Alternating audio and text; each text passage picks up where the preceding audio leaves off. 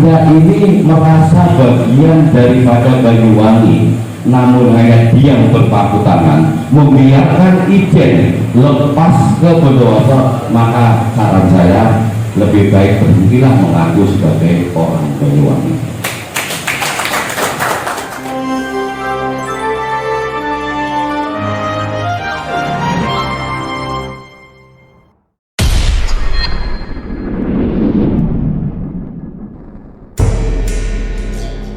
Ingin mengangkat sebuah tema yang pernah diusung menjadi jargon dalam pilkada tahun lalu, yaitu bahwa pelepasan sepertiga kawasan Gunung Ijen ke Bondowoso merupakan perwujudan menjaga kesinambungan. Dan ini saya akan bicara secara lurus ya, bahwa gugatan Citizen Lawsuit itu fokus pada dua hal penting, yaitu pertama, ini menyangkut kebijakan strategis yang berdampak luas. Ini yang jelas hubungannya nanti dengan, karena disebut pemerintahan maka ada eksekutif dan legislatif. Nah di sini ada Bang Rusnan, ini juga sahabat lama pers ya, awal munculnya Radar tahun 99 kalau nggak salah Mas Iman ya. Nah, kemudian yang kedua yaitu perampasan hak-hak rakyat, hak-hak kebanggaan atau ikon rakyat. Ini yang paling mahal, ikon kebanggaan, karena membangun untuk mewujudkan jadi ikon sesuatu yang luar biasa. Nah, kami awal mengadakan gugatan Citizen Lawsuit atau gugatan warga negara itu dengan dua perwakilan dari warga negara Banyuwangi, yaitu Mas Amrullah dan Edi Santoso, dengan nomor perkara 151-BDT-G/2021-PNBWW. Nah, kemudian pada tanggal 27 September itu kami mencabut dan memperbarui gugatan, karena awal kenapa kita mencabut, pertama ini munculnya di situ gugatan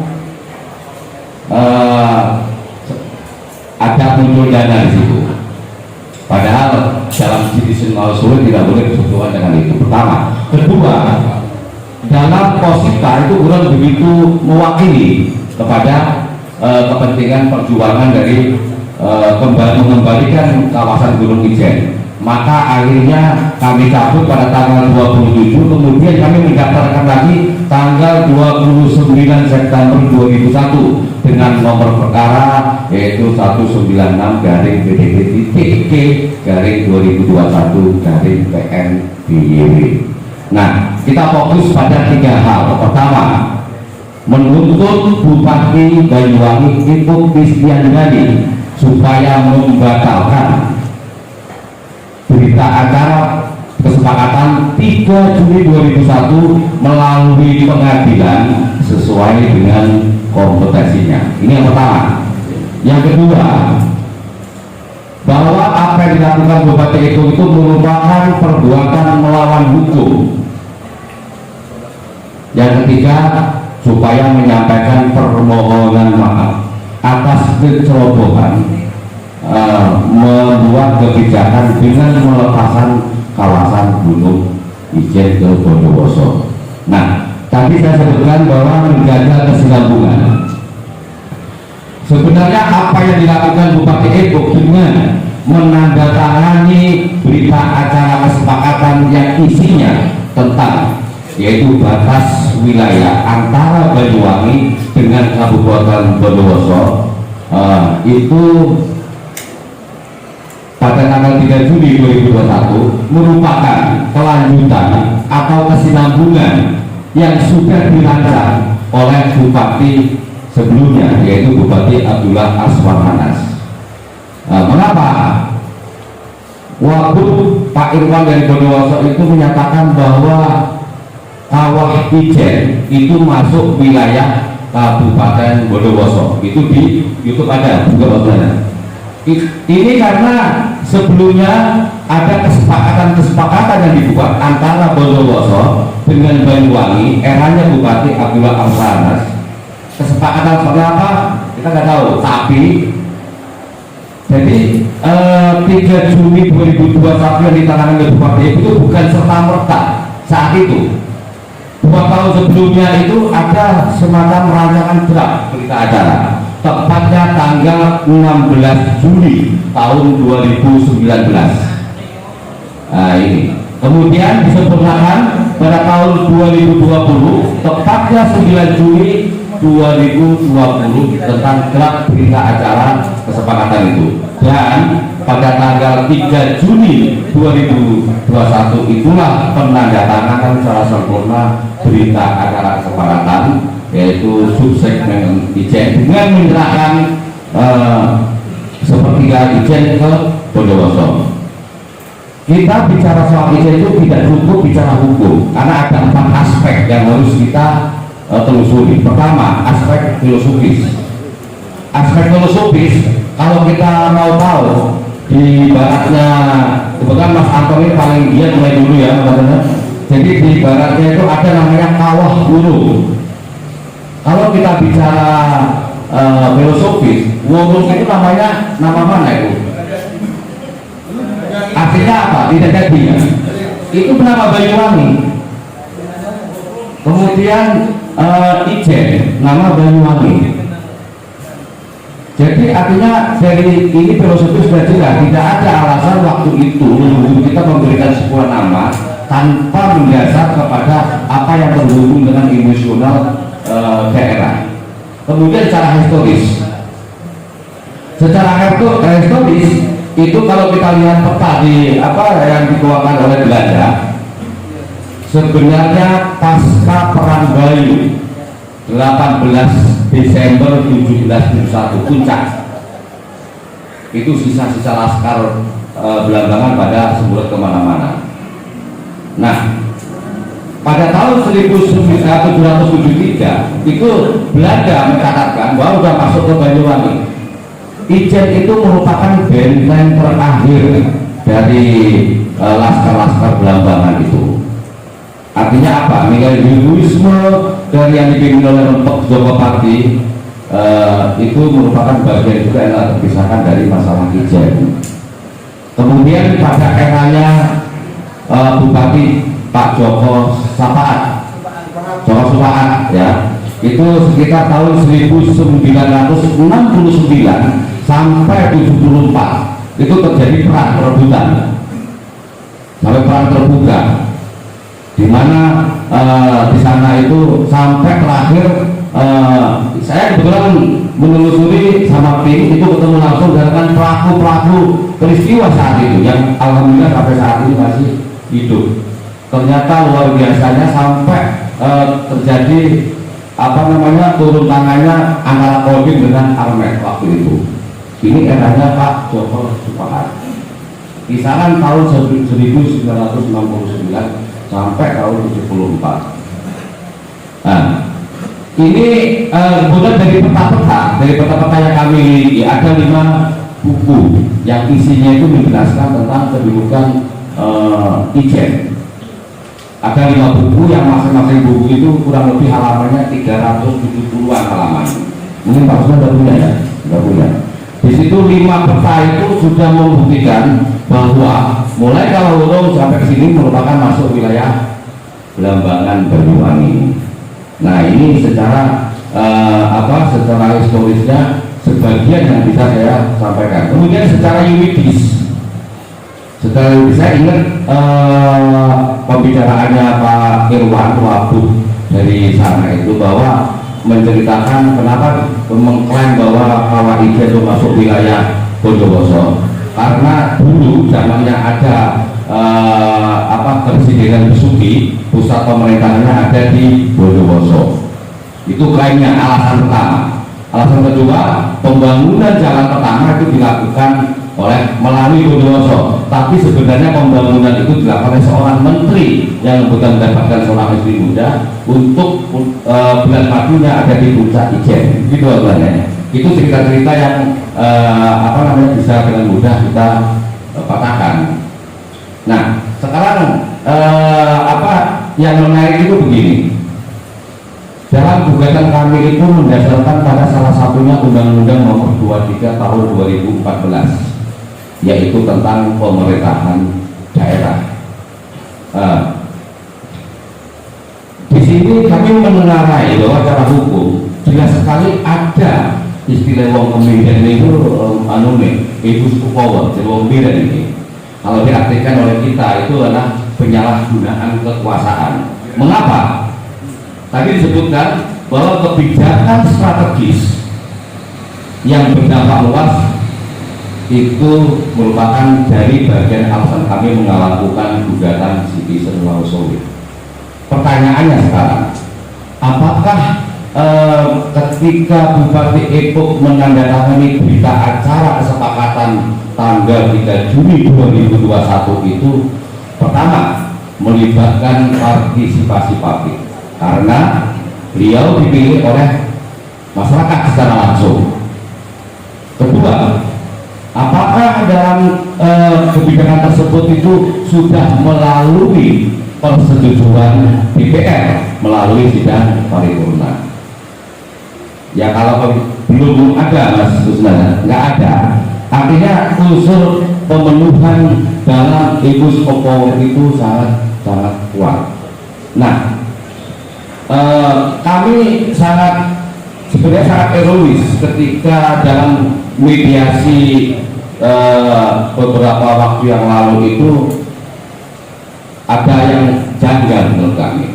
Pertama, ketika saat ini kita diperintahkan oleh majelis hakim untuk melakukan pertemuan di ruang khusus mediasi untuk menggagas penjadwalan mediasi, kemudian minggu berikutnya kami ini dipertemukan dengan masing-masing pihak dengan membawa resume mediasi sesuai perintah dari hakim mediator.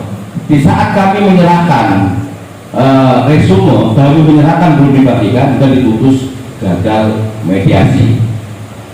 Dan yang paling ngotot waktu itu kuasa hukumnya Bupati Epok menolak 3 tawaran dari tim Kaukus Advokat Muda Indonesia. 3 tawaran itu pertama, meminta kepada Bupati Epok selaku tergugat, kemudian turut tergugat Bondowoso dan Gubernur Jawa Timur secara bersama-sama supaya membatalkan berita acara kesepakatan tertanggal 3 Juni 2021.